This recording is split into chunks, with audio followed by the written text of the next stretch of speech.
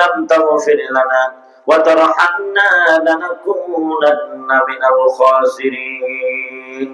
রাব্বানা লা তুযিগ কুলুবানা বা'দা ইয হাদাইতানা ওয়া হাব লানা মিন লাদুনকা রাহমাতান ইন্নাকা আনতাল ওয়াহ্হাব।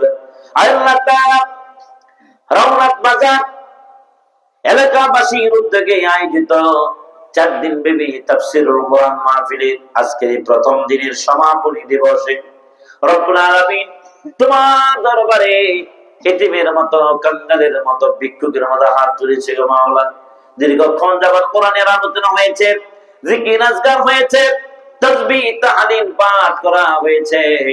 রব্বুল আলামিন ভুল ত্রুটি মার্জনা করে দিয়ে লক্ষ কোটি গুণ সওয়াব বানিয়ে আপনি নামদার তাজদারে মদিনা মুহাম্মদুর রাসূলুল্লাহ সাল্লাল্লাহু আলাইহি ওয়াসাল্লামের রূহ মুবারকে পৌঁছে দাও।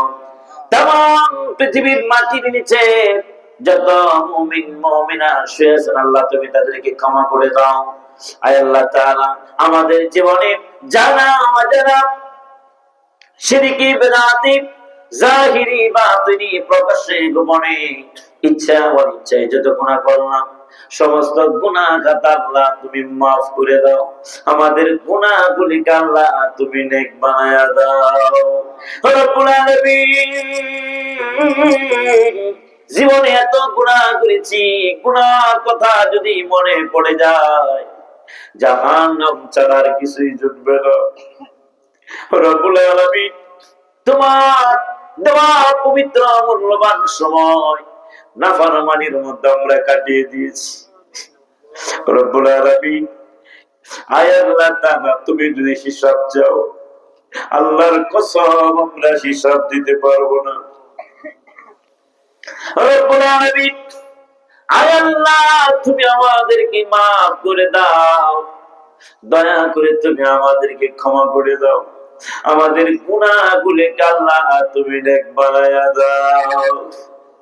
রব্বুল আলামিন আমাদের মধ্য থেকে আমাদের আব্বা মা ভাই বোন দাদা দাদি নানা নানি খালা খালু ফুফা ফুফি আত্মীয় স্বজন বন্ধু বান্ধব পাড়া প্রতিবেশী আত্মীয় স্বজন যারা দুনিয়া থেকে ইন্তেকাল করেছেন তাদের কবর থেকে তুমি জান্নাতের টুকরা বানায়া দাও।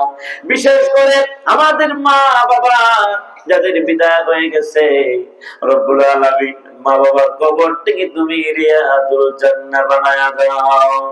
রব্বির হামহুমা কামা রাব্বায়ানি সগীরা রব্বির হামহুমা কামা রাব্বায়ানি সগীরা।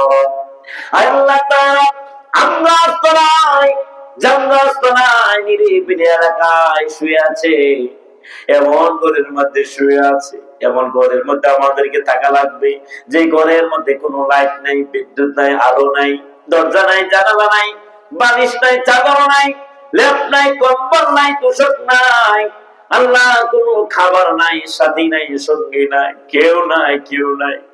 জঙ্গলে আম গাছ তলায় জাম গাছ তলার মধ্যে যেখানে রাতের বেলা কেউ ভয়েতে যায় না।